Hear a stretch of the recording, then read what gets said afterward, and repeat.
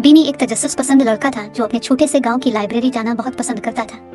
वो घंटों किताबों में डूबा रहता और ड्रैगन, कज़ाकों और दूर दराज जमीनों की कहानियां पढ़ता। एक दिन जब वो एक गर्द आलूद शेल्फ पर जाकर एक किताब निकाल रहा था जिसका नाम कप्तान कुक के एडवेंचर था, अचानक एक अजीब आवाज आई, ध्यान से देखो। बीनी चौंक कर अर्ध गिर्द देखने लगा, मगर वहाँ कोई नहीं था। वो समझा कि वो शायद कुछ सुन रहा है, मगर जैसे ही उसने किताब खोली, आवाज फिर से आई और इस बार ज्यादा बुलंद थी। मैंने कहा था, ध्यान से।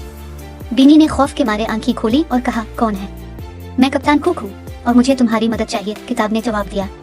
देखो, मैं इस कहानी में फंस चुका हूँ और बाहर नहीं निकल पा रहा। तुम्हें सफ़ा 57 पर जाना होगा और मेरी मदद करनी होगी। बीनी ने जल्दी से सफ़ा पलट कर पढ़ना शुरू किया। जैसे ही इसने पढ़ा, कमरा हिलने लगा। इसके अर्ध गिर्द किताबें सरगोशी करने लगे और हंसी का शोर मच गया। अब वो बातें करने वाली किताबों में घिरा हुआ था। चैप्टर 5 पर जाकर खजाना देखो, एक तारीख की किताब ने पुकारा। मेरी कहानी मुकम्मल करो, एक परियों की कहानी वाली किताब ने कहा। मेरी खुशी का इख्तिताम अभी तक नहीं आया, एक रूमानी कहानी किताब ने बोला।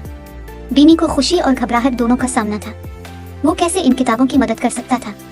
जल्द ही इसने यह सीखा कि हर किताब उसे कुछ न कुछ सिखा रही थी।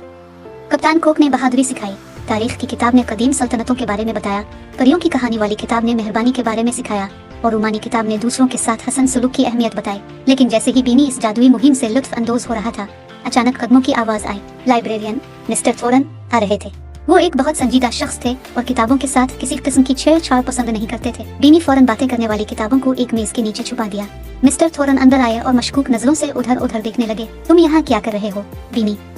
किताबें बात नहीं करती, बीनी ने मुस्कुरा कर कहा। मैं वो बस तस्वीरें देख रहा था। मिस्टर थोरन ने जेरुक कर देखा, फिर आगे बढ़ गए। एक बार जब वो चले गए, बीनी ने सुकून का सांस लिया। हाँ, ये बहुत करीब था। उसने किताबों से सरगोशी की। इस दिन के बाद से बीनी रोजाना लाइब्रेरी आता, बातें करने वाली किताबों से सीखता और उनका राज संभाले रखता ताकि वो चिड़चिड़े लाइब्रेरियन से बच सके।